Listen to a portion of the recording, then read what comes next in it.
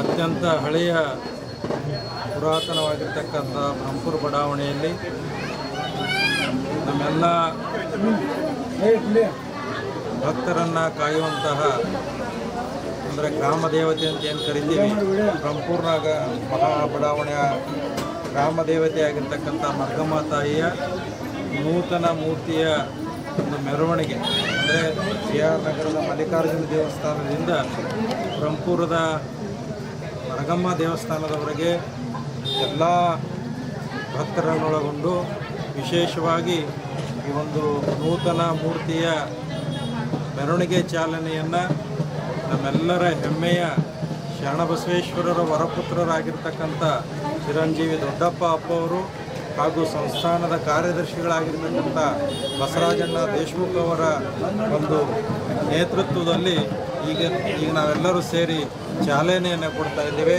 ಈ ಮೆರವಣಿಗೆ ಹೋದ ನಂತರ ಅಲ್ಲಿ ಮತ್ತೆ ಬೇರೆ ವಿಧವಾಗಿರ್ತಕ್ಕಂಥ ಧಾರ್ಮಿಕ ವಿಧಿವಿಧಾನಗಳ ನಾಳಿಂದ ಪ್ರಾರಂಭಗೊಂಡು ದಿನಾಂಕ 27ನೇ ತಾರೀಕಿನ ದಿನ ಅಂದರೆ ಆಷಾಢದ ಮೊದಲನೇ ಶುಕ್ರವಾರ ದಿನದಂದು ಶುಭಗಳಿಗೆಯಲ್ಲಿ ತಾಯಿ ಮರ್ಗಮ್ಮ ದೇವಿಯನ್ನು ಒಳಗೊಂಡಂಥ ಇನ್ನೆಲ್ಲ ಮೂರ್ತಿಗಳ ಪ್ರತಿಷ್ಠಾಪನೆ, ಪ್ರಾಣ ಪ್ರತಿಷ್ಠಾಪನೆ ಜರುಗ್ತಾ ಇದೆ.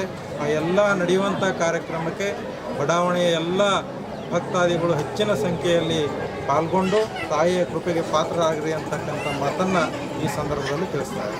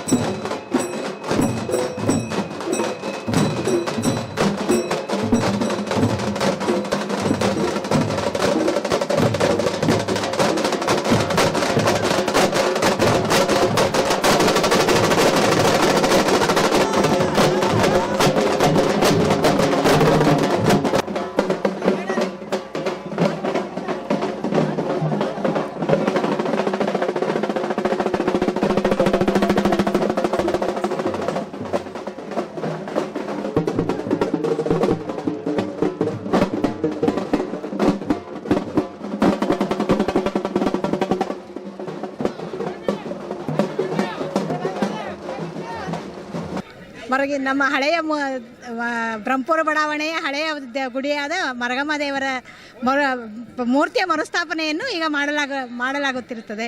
ಪೂಜ್ಯ ಶ್ರೀ ಅಪ್ಪಾಜಿ ಹಾಗೂ ಶಿವಾಚಾರ್ಯ ಸ್ವಾಮಿಗಳ ಅನುಗ್ರಹದಿಂದ ಈ ಚಾಲನೆಯನ್ನು ನಡೆಸಲಾಗುತ್ತಿದೆ. ಈ ಮೂರ್ತಿ ಬ್ರಹ್ಮಪುರ